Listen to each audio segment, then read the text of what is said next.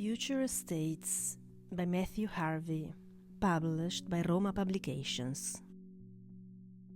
I grew up in southern Appalachia, a region beset with the boom and bust cycles of coal. My father moved there with my mother to work as an environmental surveyor for the Virginia Department of Mines, Minerals and Energy, inspecting ponds designed to contain the runoff from mining that would otherwise contaminate the ground. Later, he worked for mining companies directly, negotiating land contracts with the state, ensuring they complied with the regulatory frameworks that guaranteed the safety of workers going daily underground.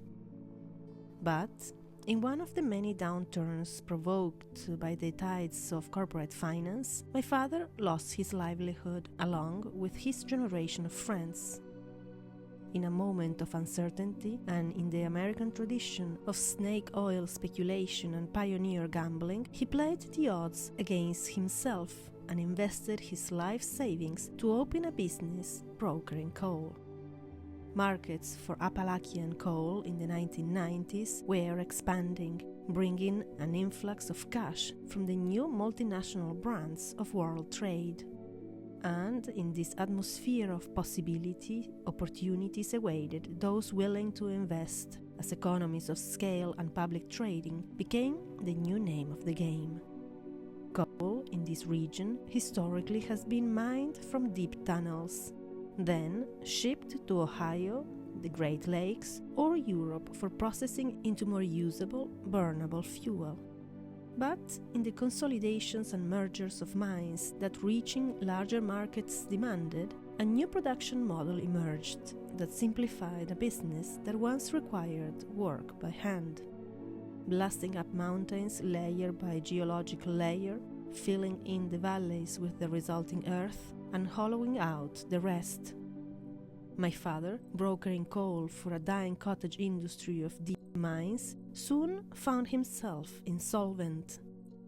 Subsumed by this new means of production and by the actions of large multinational firms, the house he had built with my mother would eventually be foreclosed on. Changes in the production process of coal required more specialized labor, and throughout the 1990s, laborers from other regions began to be brought into Appalachia on short-term contracts to open up the surfaces of the mountains. Contracted workers were less likely to build collective resistance.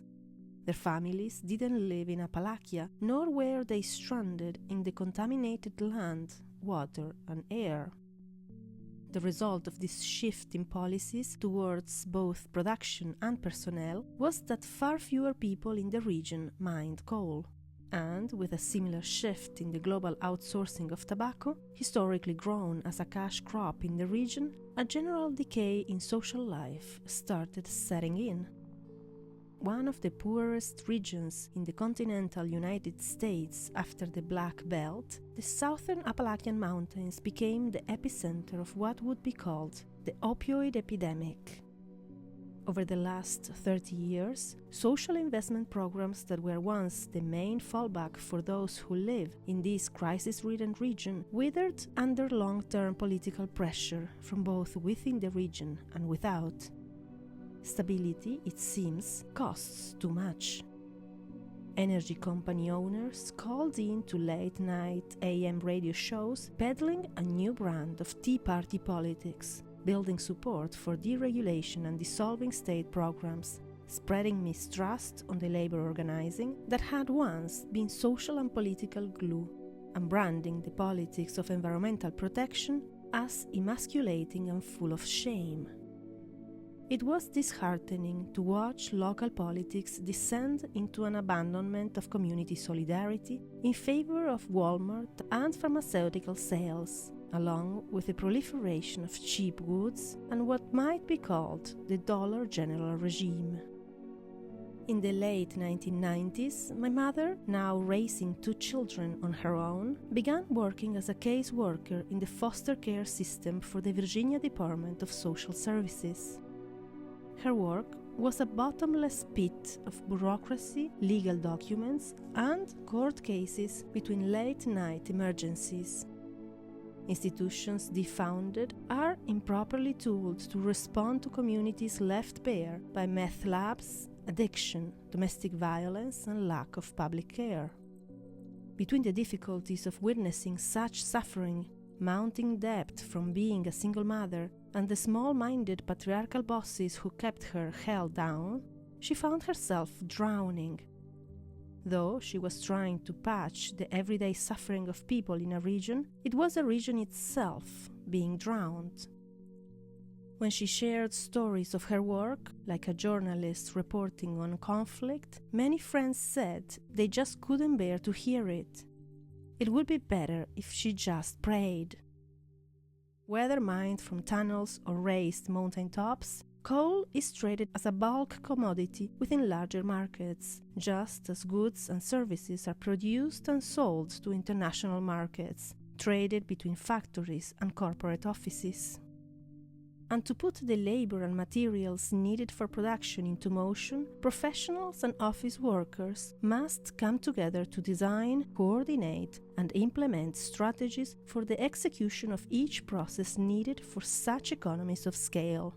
Unified procedures have been refined and routinized over centuries, codified into best business practices through industry-wide papers, trade union organizations, international standardization, and guarantees on consistent output from quality supervision teams. Abstract schematic systems of management depend on training such workers with the individual psychological powers necessary to make countless refinements and adjustments to the larger operation. Within these coordinates, everyone is held together by the calculus of tasks.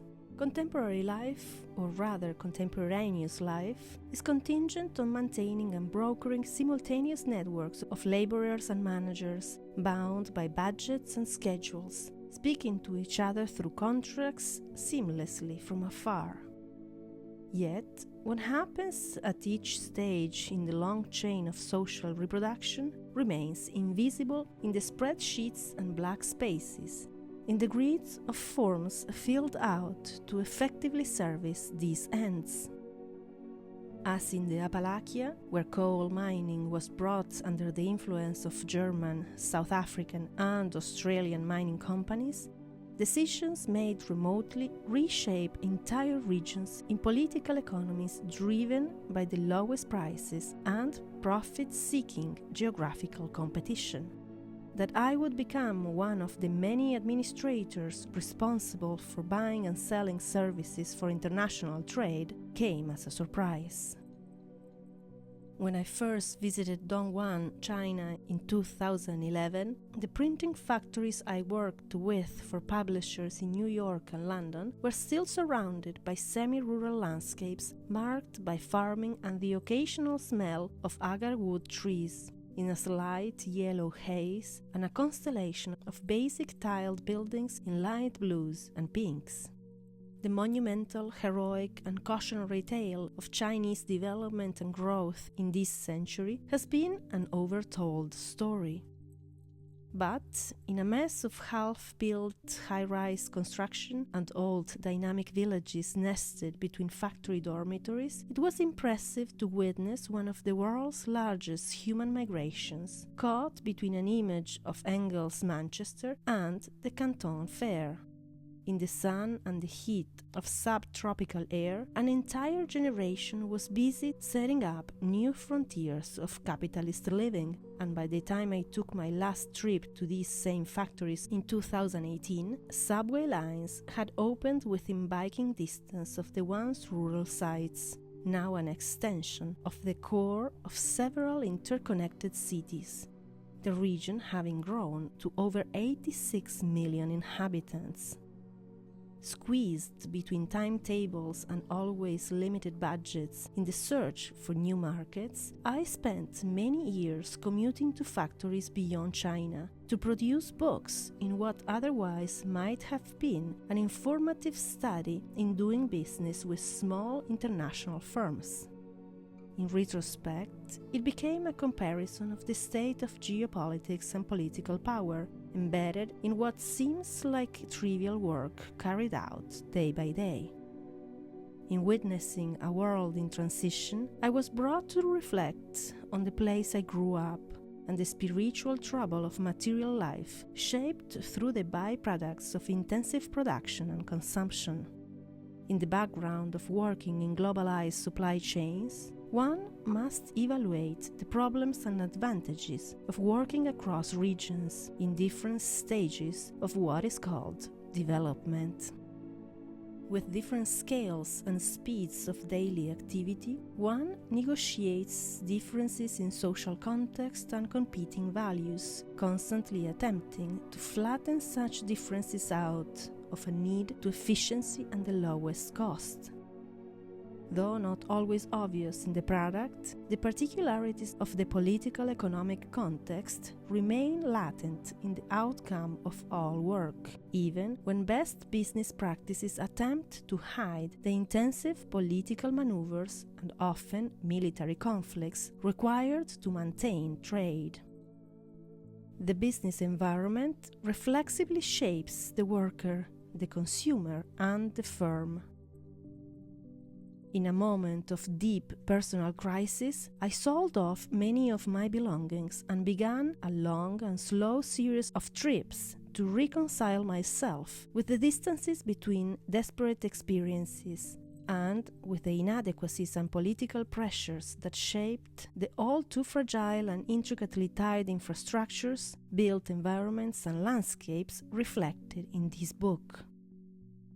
Just as historical changes in the rescaling of industry and finance over the last 30 years had a direct impact on the social and economic environment where I grew up, so too have such forces impacted nearly everyone living in the present, pulled into the gravity of productive material space. In aesthetic relations and sentimental longings, in countless images and experiences accumulated over time, an unstable capitalist organization of life is naturalized by the mundane details of our surroundings and the attitudes we take up towards what otherwise seems natural and good. Labor and its environments in the 21st century are elusive, operating in the black boxes that encode and conceal our technology, between service industries, manual labor, and gig work, in the emergence of artificial intelligence and automation in manufacturing, and in the persistence of more basic forms of industrial production. In attempting to come to terms with my own labor and to reflect on a world undergoing explosive transformations, especially in photographic representations, it has become clear that the crisis of capital is also a crisis of ever-accumulating and partial representations.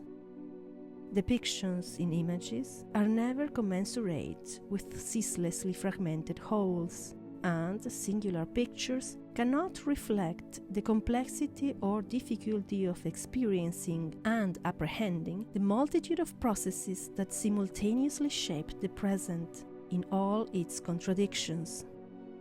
Yet, still, images sometimes must be given.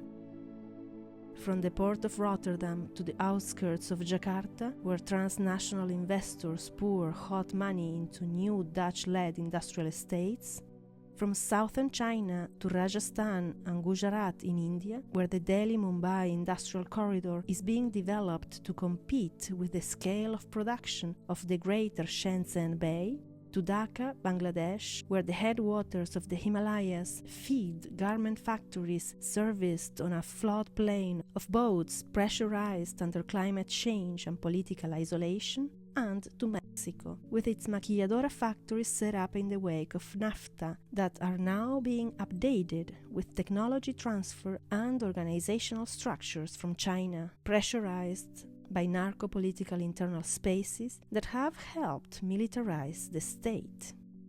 In these confluences of places and political negotiations, development projects languish in obscurity under withdrawn foreign investment, while changes to contracts, zoning, and building laws reflexively shape and reshape daily circuits.